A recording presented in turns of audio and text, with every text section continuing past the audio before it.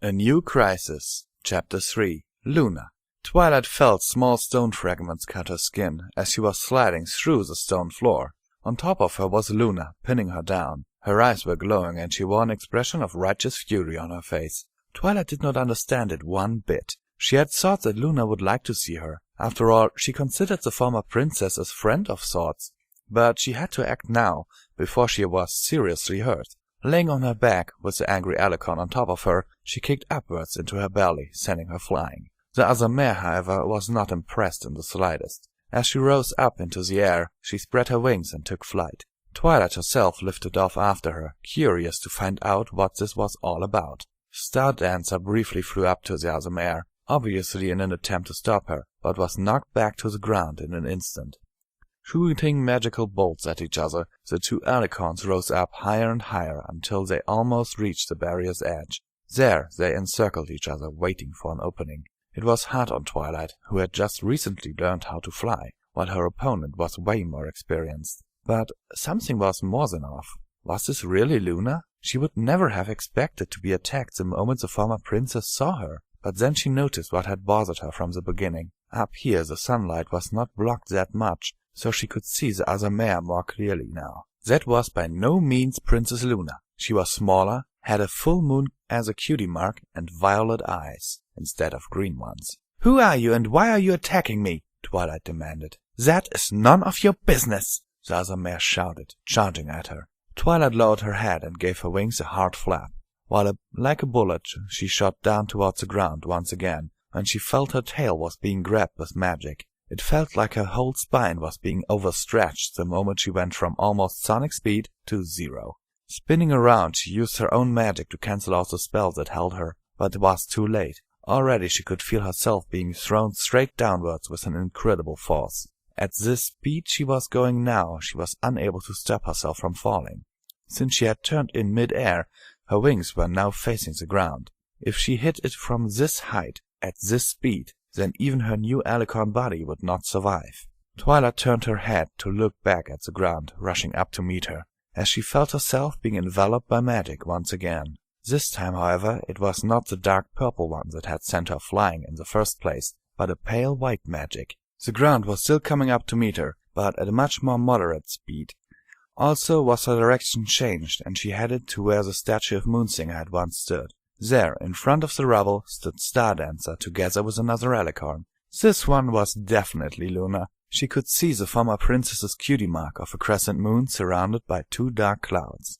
As she was gently put on the ground in front of Luna, the former princess looked into the sky angrily. "Come on down here, young lady! You have some explaining to do!" she shouted with a royal canterlot voice.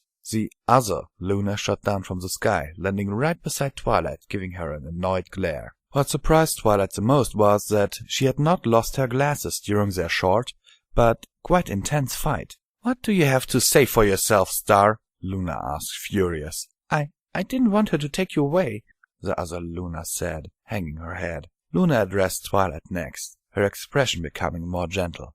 "I am sorry for the trouble my daughter has given you, Twilight Sparkle. She is quite protective of me, even so I have told her more than once that there is no reason for that," she clarified. Your daughter?" Twilight asked, shocked. Luna nodded. "Yes, Shooting Star is my biological daughter." Luna turned back to her daughter, giving her a look of disapproval. "You are grounded, young lady. Oh, and don't think this is over yet. Your father will hear about this," Luna said, pointing a hoof into the direction Twilight and Star Dancer had come from. Giving Twilight an angry glare, Shooting Star shot off into the direction her mother had indicated. "I am truly sorry, Twilight. Star is not a bad girl, but being a born alicorn is not easy on her. She fears that I might go into another war if Celestia would ask me to. But I must say I am quite surprised to see you as a full alicorn." "Well, Princess," Twilight started to say, but Luna raised a hoof to stop her. "Please, don't call me Princess. I stepped down 64 years ago. Luna will be sufficient." "So, why are you here, Twilight Sparkle? I can only assume that my daughter was not too far off in her assumption, seeing that you're a full alicorn now." "Well, Luna, that is actually the reason I am here. But don't get me wrong, please. I also wanted to see you. I just never had the guts to come here since I was hiding," Twilight explained hastily. Luna looked downcast and gestured for Stardancer to leave the two alone for the time being. Afterwards, she teleported both of them into a small office that Twilight assumed was hers. "Twilight, I am glad to see you. Really, I am. And you could have come here any time in the past. There would have always been a place for you and your friends here. As a matter of fact, the Garden of Shadows has become kind of a refuge for ponies that were disappointed in my dearest sister," Luna explained, taking a seat behind a large wooden desk. "Well, I never thought of it like that, if I'm honest, but Luna, please listen to what I have to say before you judge my presence here," Twilight asked the former princess. Luna just nodded and gestured to a chair standing in front of her desk. Twilight guessed that it was where her students usually sat. "Okay, let me start at the beginning. Yes, it is true, I was in hiding from your sister, and so were my friends. I even made Discord change me back into a unicorn for the sake of hiding. I died some days ago, but the elements of harmony saved my life. So they did for all my friends. Celestia has then used the Alicorn Stone to break the crystal cocoons that had formed around us. This, however, caused her—" Twilight was interrupted by Luna's eyes beginning to glow. "Let me guess. It broke?" Luna stated, failing to keep her anger out of her voice. Yes, Twilight answered, a little intimidated. "I did some research on the elements of harmony and that stone in particular myself. I knew this day might come." Luna sighed as her eyes returned to normal. What do you mean by that? Do you even know what the Alicorn Stone was? It was a container that held all the corrupted Alicorns of old, their magic, their knowledge, simply all of it. I assume the only way Celestia was able to break the stasis you were put in was to use that kind of force.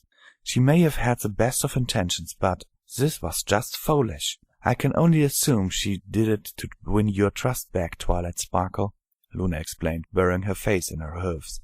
Twilight knew it to be true. Everything made sense now, and she could only pity her former mentor. But it was her fault as well. Had she spoken to Celestia earlier, like Discord had wanted her to time and again, then this could have been avoided. An awkward silence fell over them that seemed to last for an eternity, until Luna broke it with a stern face. "So, my sister wants the Garden of Shadows to assist her to wipe the Alicorns of old from the face of this world. Is that it? Is that the reason she sent you here?" Luna inquired with a tear in her eye. "Yes, that is why I was sent here, but, Luna, you have to believe me. Over the last 64 years I would have really loved to come and see you. It is just that I was too much of a coward," she said, hanging her head. "Twilight, I will do it, if you answer one question honestly and do me a personal favor. Do you think you can do that?" Luna asked softly, raising Twilight's chin with one of her hooves.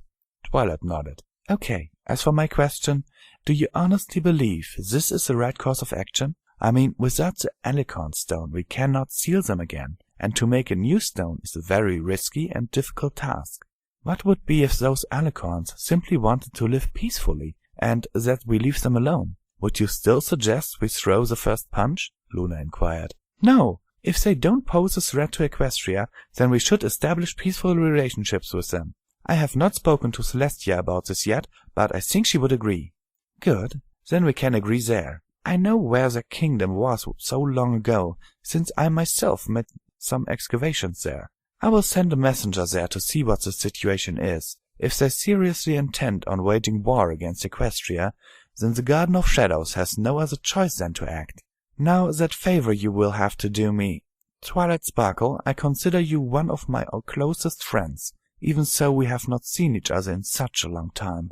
The favor I ask of you is simply this. One way or another, if there is a conflict or not, I want you and your family to move to the garden. Do you think you can do that? Of course your friends are also invited to come," Luna said with a hopeful look on her face. Twilight thought for a moment. She could not very well make that decision for all her relatives and friends. She would have to talk to them. Luna watched as Twilight tapped her chin with her hoof. It made her smiling inside. She knew that what she was asking of Twilight was no small feat, but so was what she was asking of her. Celestia still knew where to press to make her soft. Had she sent any pony else, either her guards at the edge of the forest would have taken them out, or she would have refused right away.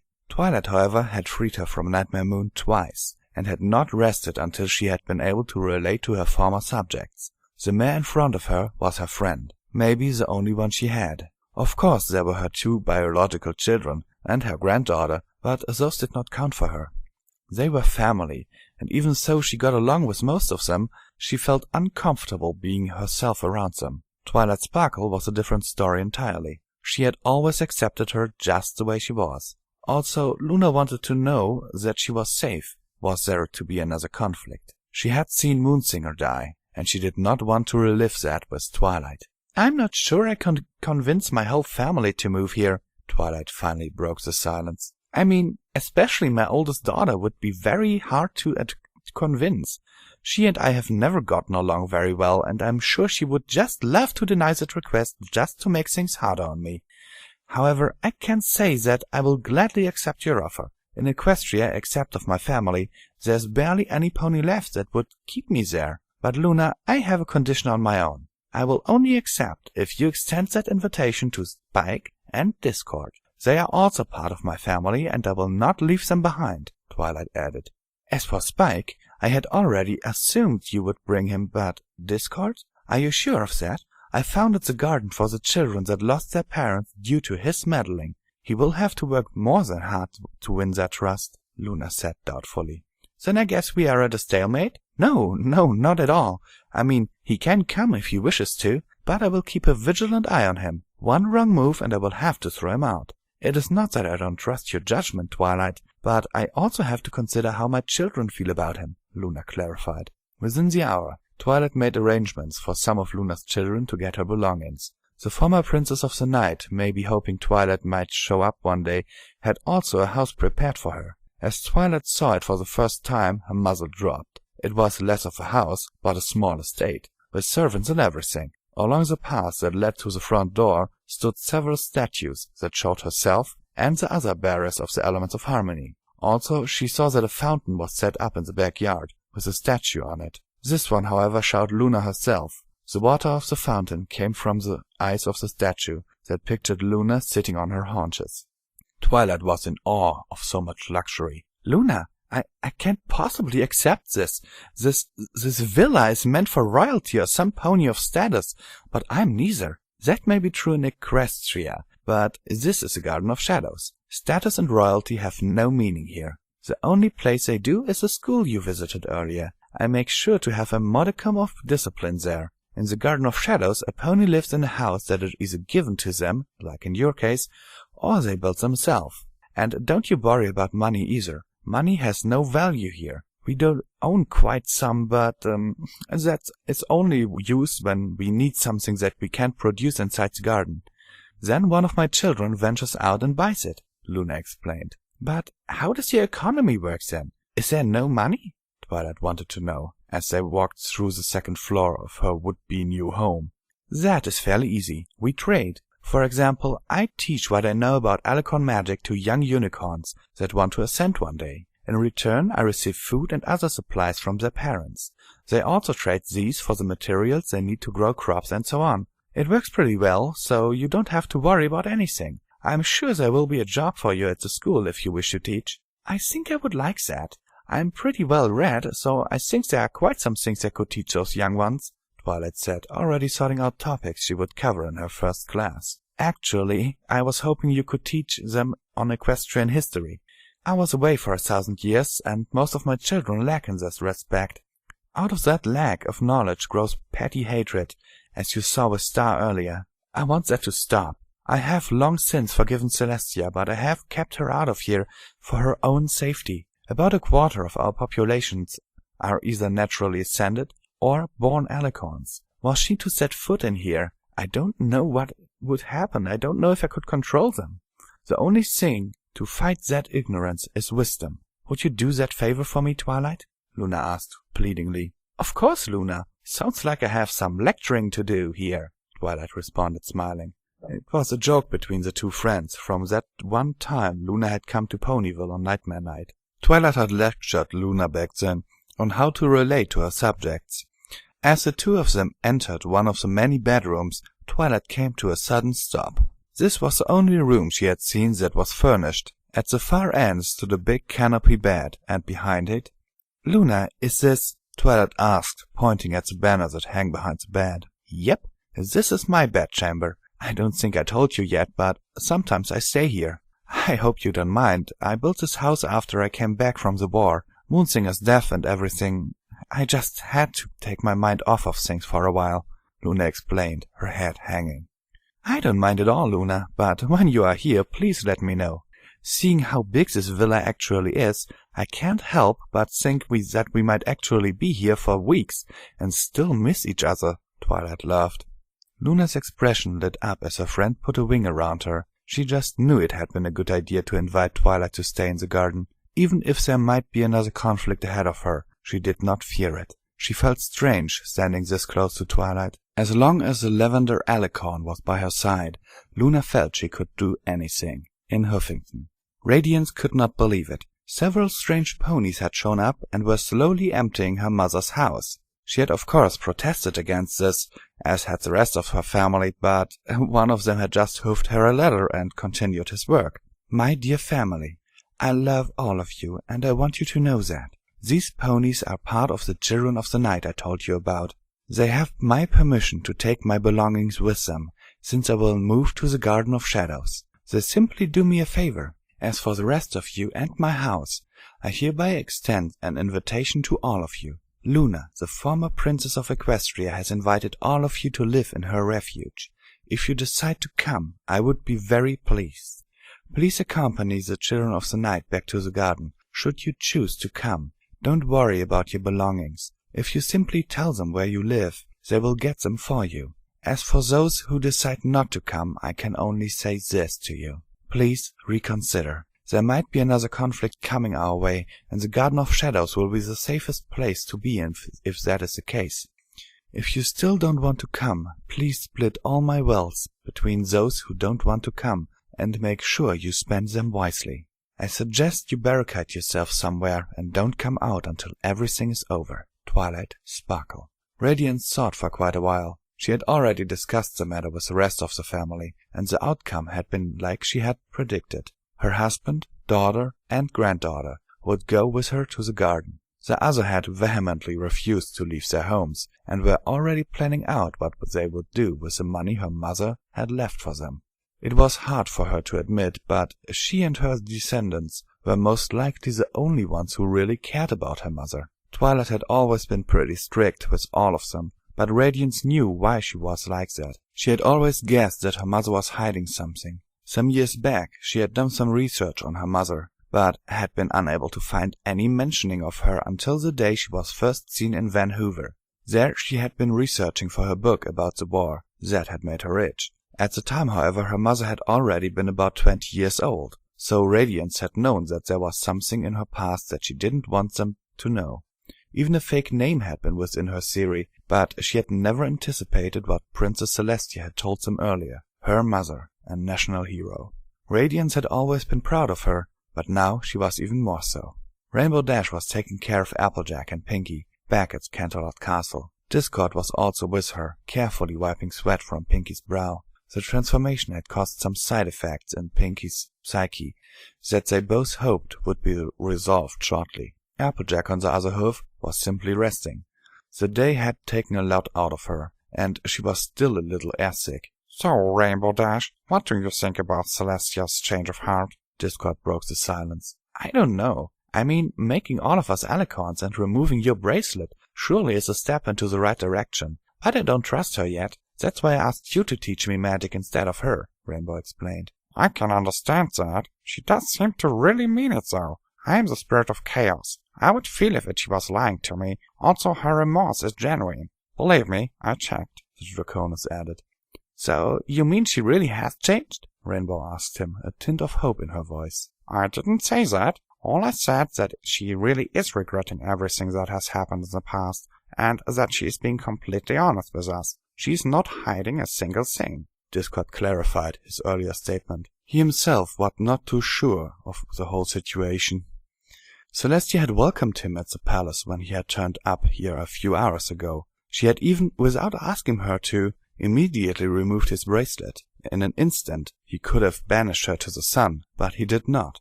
The feelings he felt emitting from her were just too convincing. He really wanted to believe that Celestia had changed, since he knew, better than any pony, how hard everything had been on her. If she did change, he thought to himself, It would be better for not only her subjects, but for her own well-being as well.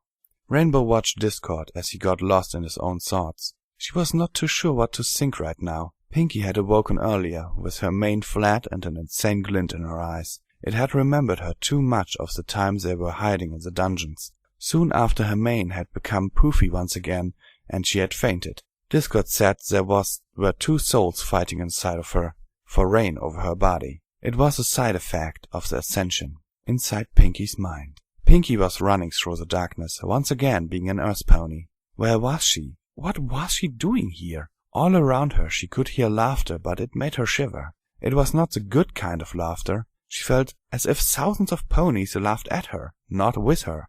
"What is the matter, Pinkie Pie? I thought you liked laughter. Too bad you can't protect your friends just by laughing." A cold voice spoke from the darkness. "I can protect my friends if I have to. No meanie pants will hurt my friends," she retorted. "But it has happened before, hasn't it? Remember that your laughter hurt Twilight. It was your jokes that hurt her. All that is in your head and are cakes and parties. How can you possibly hope to protect any pony?" The voice laughed at her. "I'm not only thinking about that. Show yourself, you big meanie," Pinkie challenged the voice. "Do you really want to see me, Pinkie? You can just embrace the darkness and accept defeat. If I show myself, however, it will hurt you very badly," the voice said patronizingly. "I said, show yourself!" Pinkie Pie screamed angrily. Out of the darkness came a perfect copy of herself, with flat mane and tail. Pinkie remembered this. This was how she was before she got her cutie mark. Before she could say anything to her doppelganger, however, she jumped her and began to choke Pinkie. Trying to fight back, Pinkie began to choke her doppelganger, fighting for her very existence. "Don't fight it, Pinkie. You know I am the stronger one of us," her image taunted. "You are the one who got us killed," Pinkie reprimanded. The two mares fought like this for a while, before Pinkie's hooves dropped to the ground, releasing her grip on Pinkamina's throat.